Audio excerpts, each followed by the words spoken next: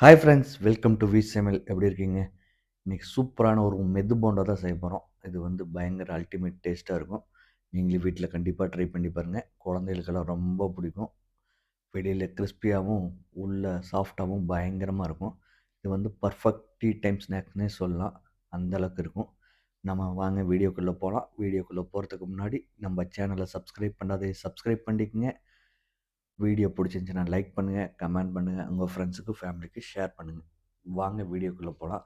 இதுக்கு ஃபஸ்ட்டு ஒரு உளுந்த ஒரு 3 மணி நேரம் ஃப்ரிட்ஜில் வச்சு ஊற வச்சு வச்சுக்கோங்க. ஊற வச்சு வச்சுருந்தீங்கன்னா ஒரு மிக்ஸி ஜாருக்கு ட்ரான்ஸ்ஃபர் பண்ணிவிட்டு அது கூட ஒரு 4 பச்சை மிளகா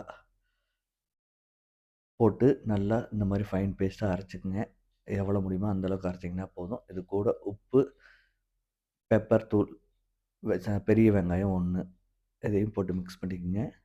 இது எதுக்கு பெப்பர் தூள் போடுறோம்னா, பெப்பர் போட்டோம்னா குழந்தைகள்லாம் கடிச்சு சாப்பிடாது. அதனால் தூளா போட்டுக்கிறோம். இப்போ இது கூட கொத்தமல்லி தழை 1 கத்து. அதையும் போட்டு இந்த மாரி நல்லா மிக்ஸ் பண்ணிக்கங்க.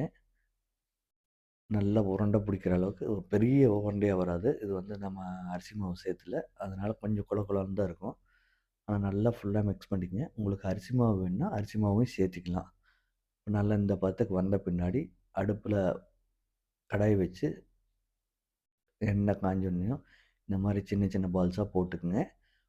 லோ ஃப்ளேம்லேயே மீடியம் ஃப்ளேம்லேயே வச்சு போட்டு விடுங்க. ஏன்னா, அப்பத்தான் இது வந்து பர்ஃபெக்ட்டா ஒரே மாரி வேகும்.